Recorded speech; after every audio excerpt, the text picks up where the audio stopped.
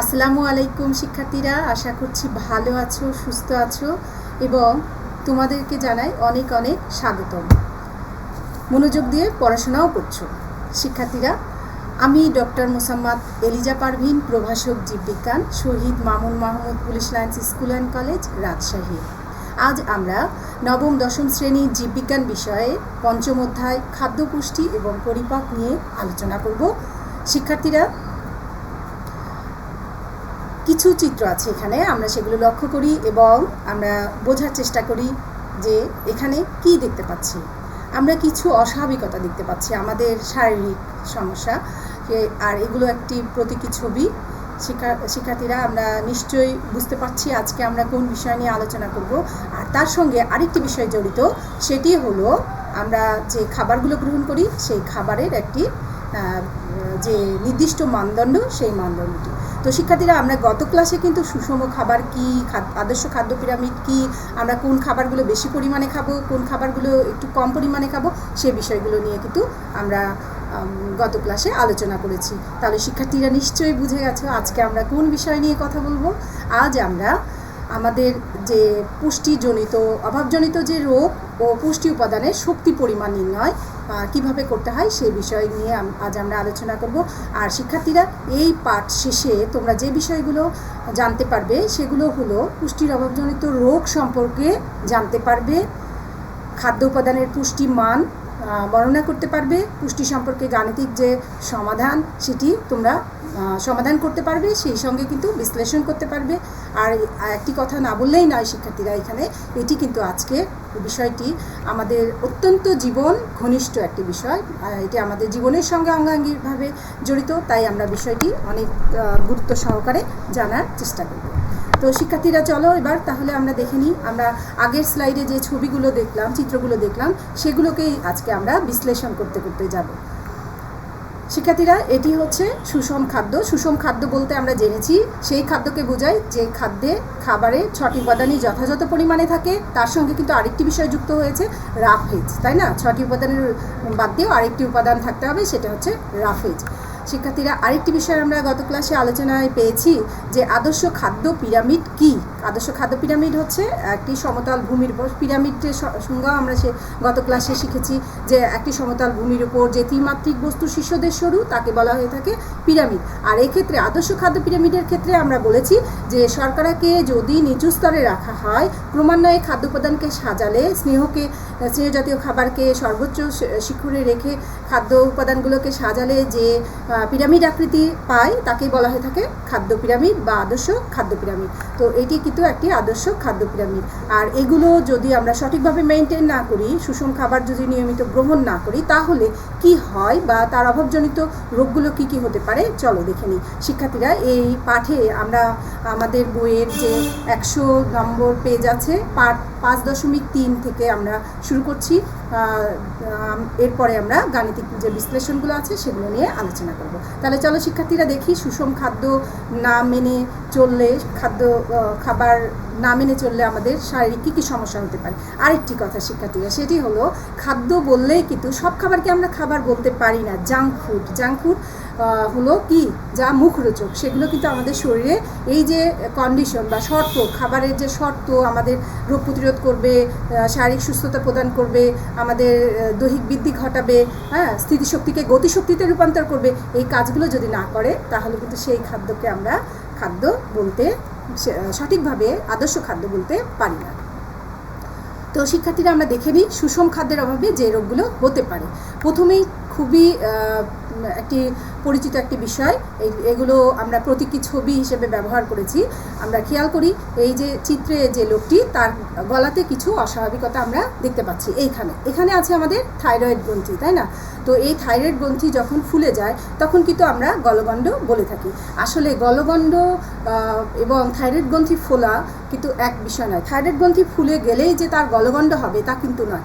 Thyroid গ্রন্থি বিভিন্ন কারণে ফুলে যেতে পারে, এইখানে টিউমার হতে পারে, ক্যান্সারের জন্যও কিন্তু থাইরয়েড গ্রন্থি ফুলে যেতে পারে। চিকিৎসা বিজ্ঞানে এই গলগণ্ড কিন্তু আরেকটি নাম আছে শিক্ষার্থীরা, যাকে বলা হয়ে থাকে গয়টার। কি বলা হয়ে থাকে আমরা মনে রাখবো অবশ্যই, এটিকে বলা হয়ে থাকে গয়টার। আর আরেকটি বিষয় শিক্ষার্থীরা আমরা মনে রাখবো যে গয়টার থাইরয়েড গ্রন্থির কোনো নির্দিষ্ট রোগ নয়, এটি কিন্তু অন্য কোনো রোগের বহিঃপ্রকাশ মাত্র। কি বললাম? এটি কিন্তু নির্দিষ্ট কোনো রোগ নয়, এটি অন্য কোনো রোগের বহিঃপ্রকাশ মাত্র। আর নানা কারণে এই গয়টার হতে পারে। খাবারে সাধারণত তোমার আয়োডিনের যদি অভাব হয়, আমাদের যদি আয়োডিনের অভাব হয় তাহলে কিন্তু গলগণ্ড হতে পারে। এই গলগণ্ড সাধারণত দুই প্রকার, একটি হলো সরল গলগণ্ড আর একটি হলো টক্সিক গলগণ্ড। টক্সিক শব্দটির সঙ্গে আমরা পরিচিত, এটি হলো বিষাক্ত। এই গলগণ্ড হলে তার অনেক সমস্যা হয়, গলার স্বর নষ্ট হয়ে যায়, আলসেমি, কুড়েমি, পড়াশোনা অমনোযোগী, এবং আরেকটি বিষয় সেটা হচ্ছে যে সামাজিকভাবে তাকে কিন্তু হেয় প্রতিপন্ন হতে হয়। হ্যাঁ, সামাজিকভাবে একটু তাকে হেয় হতে হয়। তো এই গলগণ্ড কিন্তু খুব ভালো একটি মানে অভাবজনিত রোগ তা কিন্তু নয়। এটি সাধারণত যে কারণে আমরা শিকার হয়ে থাকি সেটি হচ্ছে আয়োডিনের অভাব। এই আয়োডিনের অভাব সাধারণত দেখা যায় যে উত্তরবঙ্গের এবং পার্বত্য চট্টগ্রামে যারা বসবাস করে তাদের কিন্তু গলগণ্ড বেশি হয়ে থাকে। আমরা জানি সামুদ্রিক মাছ, সামুদ্রিক শৈবাল আয়োডিনের কিন্তু অনেক বড় উৎস। তো সমুদ্র উপকূলীয় এলাকায় যারা থাকে তাদের ক্ষেত্রে কিন্তু এই রোগটি খুব কমই দেখা যায়। তাহলে এর অভাব দূর করার জন্য আমাদের কি করতে হবে? সামুদ্রিক শৈবাল বা সামুদ্রিক যে মাছগুলো আছে সেগুলো যদি আমরা গ্রহণ করি তাহলে কিন্তু আয়োডিনের অভাব দূর করতে পারি। আর অবশ্যই খাবার পাতে আমাদের কি করতে হবে? আয়োডিনযুক্ত লবণ রাখতে হবে। আমরা অবশ্যই প্রতিদিন খাবারে আয়োডিনযুক্ত লবণ খাবো। তো শিক্ষার্থীরা আমরা জানলাম আয়োডিনের অভাবজনিত কারণে যে রোগ হয় তাকে বলা হয়ে থাকে গলগণ্ড। চিকিৎসা বিজ্ঞানের ভাষায় যাকে বলা হয়ে থাকে কি? গয়টার। আমরা এই বিষয়টি মনে রাখবো। চলো শিক্ষার্থীরা আরেকটি রোগ নিয়ে কথা বলি, সেটি হচ্ছে রিকেটস। এটিও কিন্তু একটি প্রতীকী ছবি। এটি সাধারণত হাত পা বা বিভিন্ন অঙ্গ বাঁকা হয়ে যায়, দেহের আকৃতি বিকৃত হয়ে যায়। এক কথায় শরীরের যে কাঠামো সেটা কিন্তু ঠিক থাকে না, হাড়গুলো ভঙ্গুর হয়ে যায়, একটুতেই ভেঙে যাবে, আর হাড়গুলো দুর্বল হয়ে যাবে। তারপরে এই যে গিট আছে, গিটগুলো ফুলে যায়, এই সমস্যাগুলো দেখা যায়। শিক্ষার্থীরা আরেকটি বিষয় আমরা মনে রাখি এখানে, এই যে রিকেটস এটি কিন্তু কোনো ভাইরাস বা ব্যাকটেরিয়া জনিত রোগ নয়। তাহলে এটি কেন হয়? এটি হয় ভিটামিন ডি এর অভাবে রিকেটস হয়।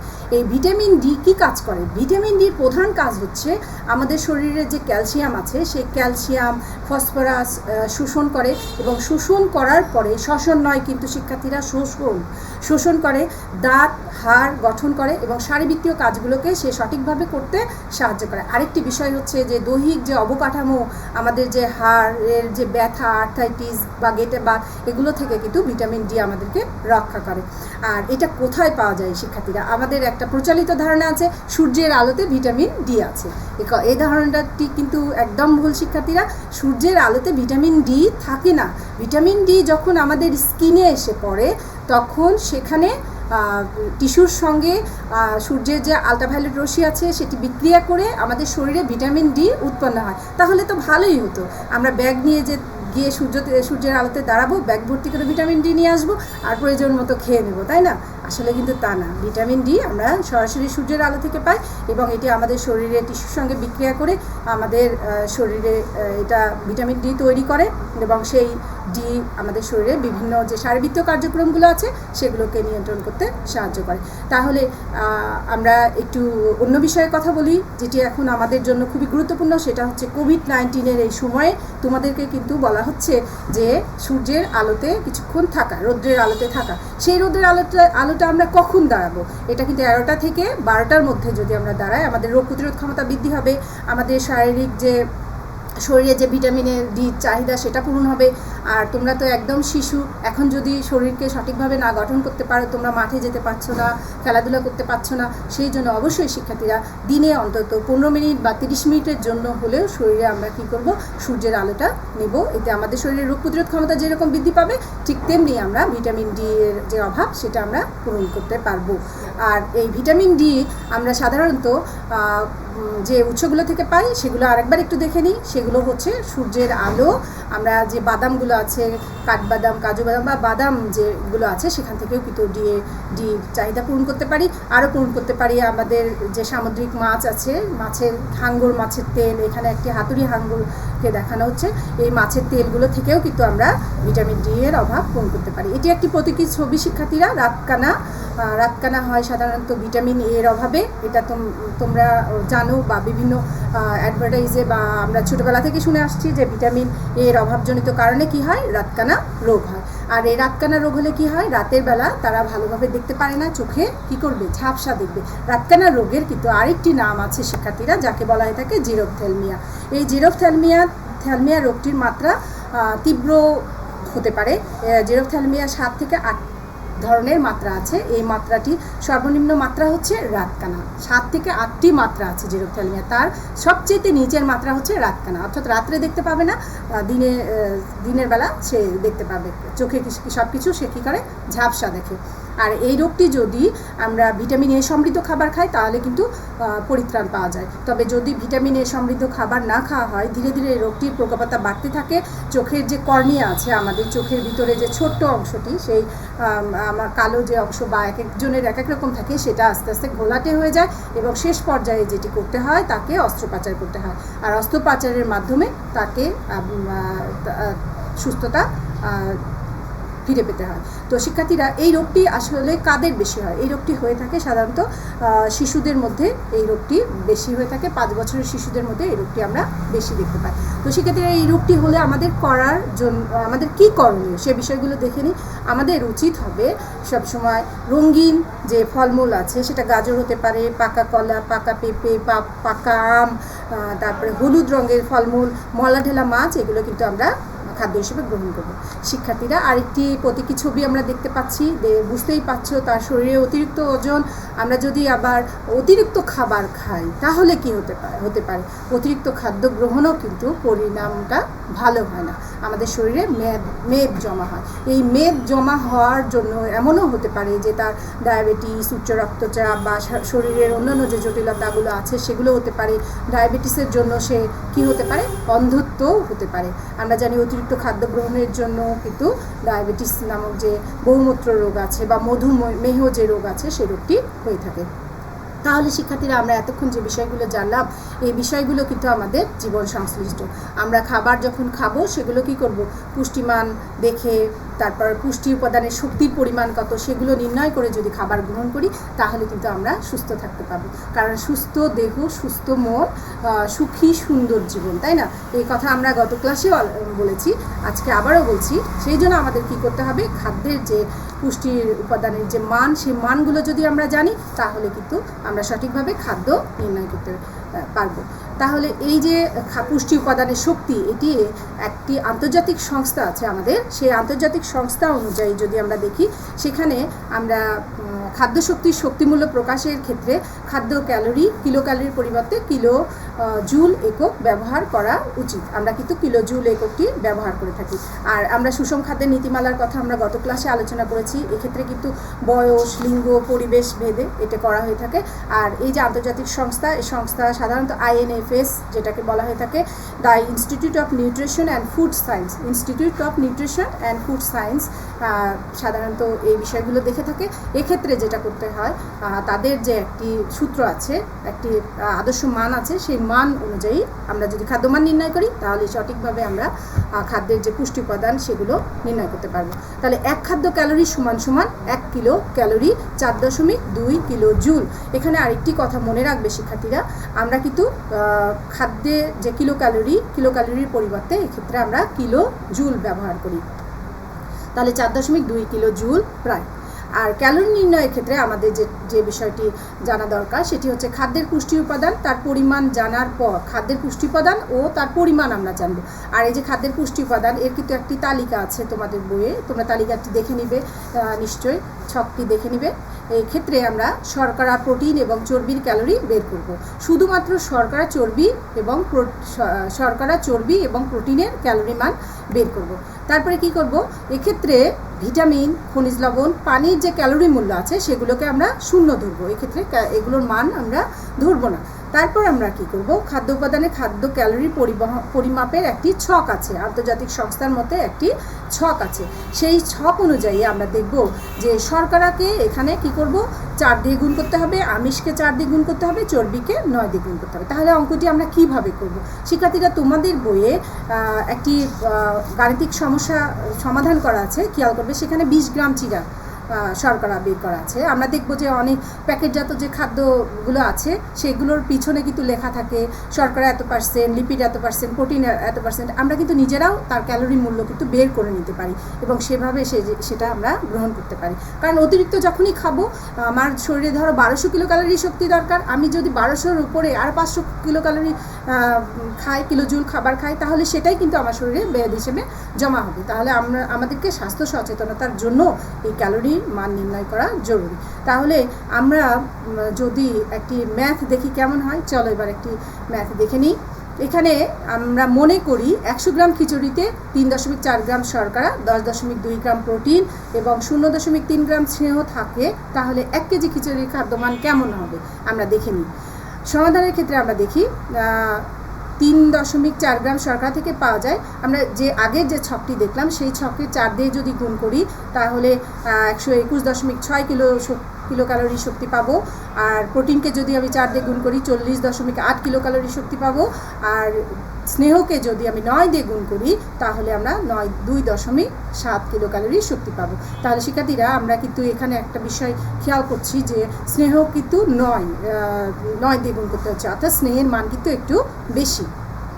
এখন এটাকে আমরা যোগ করে যে মানটি পাবো সেই মানটিকে আমরা কি করব, 100 গ্রাম খিচুড়ি থেকে পাওয়া যায় এত কিলো ক্যালোরি শক্তি। তোমরা যেহেতু সায়েন্সের স্টুডেন্ট, অঙ্কটি বুঝতে তোমাদের অসুবিধা হবে না নিশ্চয়ই। 1 গ্রাম খিচুড়ি থেকে কত কিলো ক্যালোরি শক্তি পাওয়া যাবে, ঐকিক নিয়মে চলে যাব এবং তারপরে এটাকে আমরা ভাগ গুণ কাটাকাটি করার পরে যে মানটি পাবো সেই মানটিকে আবার কি করব, আমরা 4.2 কিলো জুল দিয়ে গুণ করলে যে মানটি পাবো আমার অঙ্ক অনুযায়ী 6934.2 কিলো জুল আমরা 100 গ্রাম খিচুড়ি থেকে শক্তি পাবো। এবার শিক্ষার্থীরা, আমরা আরেকটি বিষয় জানবো, সেটি হচ্ছে বিএমআই মান। তো আরেকটি বিষয় শিক্ষার্থীরা আমরা একটু জেনে রাখি যে একজন পূর্ণবয়স্ক মানুষের 2000 থেকে 2500 খাদ্য ক্যালোরির প্রয়োজন হয়। আমরা যদি পূর্ণবয়স্ক মানুষ হই তাহলে আমাদের কিন্তু 2000 থেকে 2500 ক্যালোরি খাদ্য শক্তির প্রয়োজন হয়। আর এক্ষেত্রে 1 কেজি খিচুড়ির যে ক্যালোরি মান বের করলাম আমরা, সেখানে তুমি যদি 250 খাও তাহলে সেভাবে বের করতে হবে, বের করে তুমি নির্ণয় করতে পারবা যে তোমার কতটুকু পুষ্টি মান অর্জিত হলো। তো শিক্ষার্থীরা, এবার আমরা বিএমআর এবং বিএমআই এর মান নির্ণয় করব। বিএমআরটা হচ্ছে বেসাল মেটাবলিক রেট, অর্থাৎ পূর্ণ বিশ্রামরত অবস্থায়, যখন আমরা একদম বিশ্রামরত অবস্থায় থাকি, মানব শরীরে ব্যবহৃত শক্তির পরিমাণ যেটি নির্দেশ করে। শিক্ষার্থীরা, এখানে একটি কথা না বললেই না, সেটা হচ্ছে আমরা যখন এই যে কথা বলছি, কাজ করছি, ঘুরছি ফিরছি, যা খেয়েছি সেটা কিন্তু শক্তিটা ক্ষয় হয়ে যাচ্ছে। এছাড়াও আমাদের শরীরের যে শক্তি আছে, মানে আমাদের শরীরের অন্য কার্যক্রমগুলো কিন্তু ঘুমের মধ্যেও চলতে থাকে। যেমন আমরা যখন ঘুমিয়ে থাকি তখন আমাদের শরীরের অভ্যন্তরীণ যে অঙ্গগুলো আছে, তন্ত্রগুলো আছে, যেমন আমাদের পরিপাকতন্ত্র, রক্ত সংবহনতন্ত্র, রেচনতন্ত্র, শ্বসনতন্ত্র, এগুলো কিন্তু কাজ করতে থাকে, তখনও কিন্তু একটি শক্তি ব্যয় হয়। আর যে শক্তি ব্যয় হয় পূর্ণ বিশ্রামরত অবস্থায় সেটাকে বলা হয়ে থাকে মৌল বিপাক। এটি কিন্তু সুন্দর একটি জ্ঞানের কোশ্চিন তোমাদের। তো পূর্ণ বিশ্রামরত অবস্থায় মানব শরীরে ব্যবহৃত শক্তির পরিমাণ নির্দেশ করে যেটি, সেটাকে বলবো আমরা বিএমআর। আর বিএমআইটা হচ্ছে বডি মাস ইন্ডেক্স, অর্থাৎ মানবদেহের গড়ন ও চর্বির একটি সূচক নির্দেশ করবে বিএমআই। তো এক্ষেত্রে আরেকটা বিষয় তোমাদের মনে করিয়ে দিই শিক্ষার্থীরা, সেটি হলো অনেক সময় জ্ঞানমূলক কোশ্চিন আসে যে বিএমআর কি বা বিএমআই কি। সেক্ষেত্রে তোমরা কি করো, লিখে দাও যে বিএমআই হলো বডি মাস ইন্ডেক্স। হ্যাঁ, এটি তো লিখবেই, তবে তার আগে তোমাকে লিখতে হবে যে বিএমআই হচ্ছে আন্তর্জাতিক সংস্থা, বা এখানে কিন্তু আমরা আরেকটি বিষয় মনে রাখবো যে এটা হচ্ছে সুস্থতা এবং স্থূলতার মান নির্ণয়ের একটি মানদণ্ড, যা মানবদেহের গড়ন ও চর্বির একটি সূচক নির্দেশ করে, যার পূর্ণরূপ হচ্ছে বডি মাস ইন্ডেক্স। তোমাকে যদি বলা হয় যে তুমি বিএমআই এর পূর্ণরূপ লিখো, তাহলে কিন্তু তুমি লিখতে পারো বডি মাস ইন্ডেক্স। আর যদি সংজ্ঞা আকারে আসে তাহলে কিন্তু তোমাকে দুটি কথা লিখতেই হবে এক্ষেত্রে। তাহলে আমরা এখন বিএমআর কিভাবে নির্ণয় করতে হয় আমরা একটু দেখে নিই। শিক্ষার্থীরা বিএমআর যে মান এটা হচ্ছে লিঙ্গ বয়সভেদে যে পার্থক্য সেই পার্থক্য অনুযায়ী করতে হয়, অর্থাৎ এক্ষেত্রে ছেলেদের ক্ষেত্রে একটি মান, মেয়েদের ক্ষেত্রে আরেকটি মান নির্ণয় করতে হয়। আর এক্ষেত্রে যে সূত্রটি আমরা ব্যবহার করে থাকি সেটি হচ্ছে হ্যারিস বেন্ডিক্টের সূত্র, মান নির্ণয়ের একটি বহুল ব্যবহৃত একটি সূত্র। এই সূত্র অনুযায়ী বিএমআর এর মান মেয়েদের ক্ষেত্রে যে সূত্র সেখানে কিন্তু 655 দিয়ে করতে হয়, আর ছেলেদের ক্ষেত্রে আমরা দেখব এই মানটিও কিন্তু টোটালি আলাদা 66। আমরা একটু সূত্র দুটো দেখে নিই, এটি তোমাদের বইয়ে খুব সুন্দর করে সূত্রটি আছে, তোমরা সেখান থেকে পড়ে নিবা। আর শিক্ষার্থীরা অবশ্যই পাশাপাশি তোমাদের যে জীববিজ্ঞান বই আছে বইটি পড়বে, বইটি কাছে নিয়ে যদি তোমরা এই স্লাইডটা দেখো তাহলে কিন্তু তোমাদের আরও ভালো হবে। তোমরা যদি কাছে বই থাকে অবশ্যই 106 নাম্বার পেজের সঙ্গে সূত্রটি 106 এবং 105 নাম্বার পেজের সঙ্গে সূত্রটি মিলিয়ে নিতে পারো। তো গাণিতিক সমস্যার ক্ষেত্রে এক্ষেত্রে আমাদের দরকার হচ্ছে বয়স, ওজন এবং উচ্চতা। একজন ব্যক্তির বয়স যদি 35 বছর হয় এক্ষেত্রে কিন্তু অবশ্যই নারী না সে পুরুষ সেটা জানতে হবে। সে নারীর ক্ষেত্রে এখানে আমি যে গাণিতিক সমস্যাটি সমাধান করেছি সেটি একজন নারী, 72 কেজি হচ্ছে তার ওজন এবং 157 সেন্টিমিটার তার উচ্চতা, তাহলে তার বিএমআর কত হবে? আমরা সূত্রে ফেলবো, যোগ বিয়োগ যেভাবে আছে সেভাবে মান বসিয়ে যদি বের করি তাহলে দেখব যে তার ক্যালোরি হচ্ছে 1464.3 ক্যালোরি। তাহলে তার এত ক্যালোরি তার হচ্ছে বিএমআর এর মান। তো এইখানেই কিন্তু শেষ নয় শিক্ষার্থীরা, বিএমআর এর মান থেকে দৈনিক ক্যালোরি চাহিদা বের করতে হবে, প্রতিদিন তার কত ক্যালোরি দরকার সেটা বের করার জন্য একটি চার্ট আছে তোমার বইয়ের 105 নাম্বার পেজে চার্ট আছে। এক্ষেত্রে মহিলাটির কথা কিন্তু আমি এখানে লিখে দিইনি যে সে পরিশ্রমী না, সে খেলাধুলা করে কি করে না, সে দৌড়ঝাঁপ করে কি করে না, সে বিষয়গুলো কিন্তু এখানে নাই। তাহলে ওভারঅল আমরা ধরে নিব যে সে পরিশ্রমী, সে খেলাধুলা করে, সে একজন সচেতন মহিলা আমরা ধরে নিব। এক্ষেত্রে ক্যালোরি মানের যে চার্ট আছে আমরা চার্টটি মনে রাখবো অবশ্যই, তাছাড়া কিন্তু আমরা গাণিতিক সমস্যার সমাধান করতে পারবো না। শিক্ষার্থীরা দেখো বিএমআই এর মান এক্ষেত্রে 1.2 হলে পরিশ্রমী, 1.375 হলে তোমার 1.375 হলে হালকা পরিশ্রমীকে গুণ করতে হবে, পরিশ্রমী হলে 1.55 দ্বারা গুণ করতে হবে, এবং অত্যন্ত যদি পরিশ্রমী হয় তাহলে 1.9 আমরা দ্বারা গুণ করলে আমরা তার যে দৈনিক চাহিদা সেটা আমরা বের করতে পারবো। অবশ্যই চারটি মনে রাখবে শিক্ষার্থীরা। তাহলে মতামত দিব আমরা এক্ষেত্রে, নারীটি পরিশ্রমী হয়ে থাকে, যদি নারীটি পরিশ্রমী হয়ে থাকে সেক্ষেত্রে প্রতিদিন যদি প্রচুর খেলাধুলা করে এবং বিএমআই এর মান যদি এত ক্যালোরি হয় তার ক্যালোরি চাহিদা মান হবে 2525.9175, অর্থাৎ প্রতিদিন তাকে 2600 কিলো ক্যালোরির কাছাকাছি খাদ্য গ্রহণ করতে হবে, তাহলে তিনি তার ওজনকে ঠিক রাখতে পারবেন।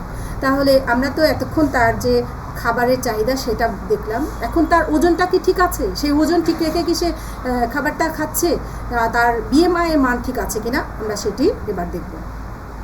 তো বিএমআই এর মান নির্ণয় এর যে সূত্র সেই সূত্র অনুযায়ী আমরা বের করব দেহের ওজন এবং দেহের উচ্চতা মিটার স্কোয়ার।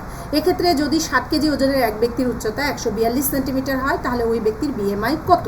আমরা সমাধানে চলে যাই। চলো শিক্ষার্থীরা, দেওয়া আছে ওজন 60 কেজি, উচ্চতা 142 সেন্টিমিটার, আর আছে যেহেতু এখানে সেন্টিমিটার আছে আমাকে মিটার করতে হবে, 100 দিয়ে অবশ্যই ভাগ করে নিব, তাহলে আসছে 1.42।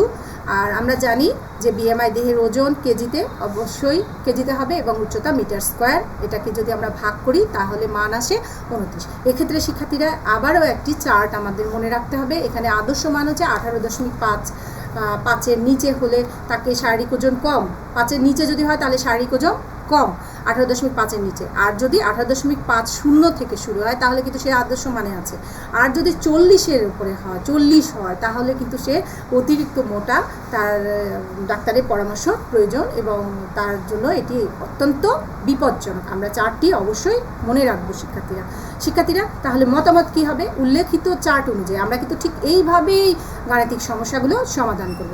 উল্লেখিত চার্ট অনুযায়ী তার যেহেতু 25 থেকে 29-এর মধ্যে আছে ব্যক্তির শরীরের ওজন অতিরিক্ত, তাই তাকে কি করতে হবে? ব্যায়াম করতে হবে, ব্যায়াম করে তার শরীরে যে অতিরিক্ত ওজন আছে সেটা কমাতে হবে। যেহেতু ওই ব্যক্তির বিএমআই 29.756, তাই তাকে ব্যায়াম করতে হবে, অতিরিক্ত ওজন কমাতে হবে।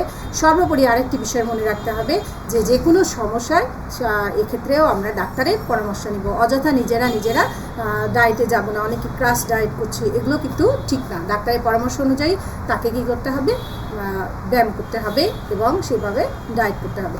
তো শিক্ষার্থীরা, আমরা কিন্তু এতক্ষণ যে বিষয়গুলো জানলাম এগুলো একদম জীবন সংশ্লিষ্ট, আমাদের জীবনের সঙ্গে জড়িয়ে আছে। এখানে কিন্তু ছোট ছোট কিছু জ্ঞানমূলক কোশ্চিন আমি বললাম, এখানে অনুধাবনমূলক কোশ্চিনের থাকতে পারে যে কেন বিএমআই বা বিএমআর মান নির্ণয় করতে হবে, কেন খাদ্য মূল্য জানতে হবে, বা গলগণ্ড কী, তারপরে আমরা জানলাম যে রিকেটস কী, রিকেটস কেন হয়, ভিটামিন ডি কেন দরকার, সূর্যের আলো কীভাবে ভিটামিন ডি তৈরি করছে, এই বিষয়গুলো কিন্তু আমরা এতক্ষণ জানলাম। তাহলে শিক্ষার্থীরা, দেখি আমাদের জানার পরিধিটা কতটুকু হয়েছে, কতটুকু আমরা অর্জন করতে পারলাম, একটু দেখে নিই। আমরা খেয়াল করি শিক্ষার্থীরা, এক খাদ্য ক্যালোরি সমান কত জুল, নিশ্চয়ই পারবে। এটি হচ্ছে 4.2 জুল। আরেকটি কোশ্চেন শিক্ষার্থীরা, নিচের চিত্রটি লক্ষ্য করো। আমরা একটি প্রতীকী ছবি দেখেছি, সেখানে আমরা কিসের অভাব লক্ষ্য করছে? এখানে আমরা অবশ্যই বলবো আয়োডিনের অভাব।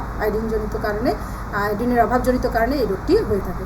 আরেকটি কোশ্চেন শিক্ষার্থীরা তোমাদের জন্য, সুষম খাদ্য কি হয়? সহজে হজম হবে এটি, পানি ও খনিজ লবণ থাকে, আর দেহের চাহিদা অনুযায়ী এটি হতে হবে। শিক্ষার্থীরা, তাহলে নিচের কোনটি সঠিক হবে? 1, 2 এবং 3।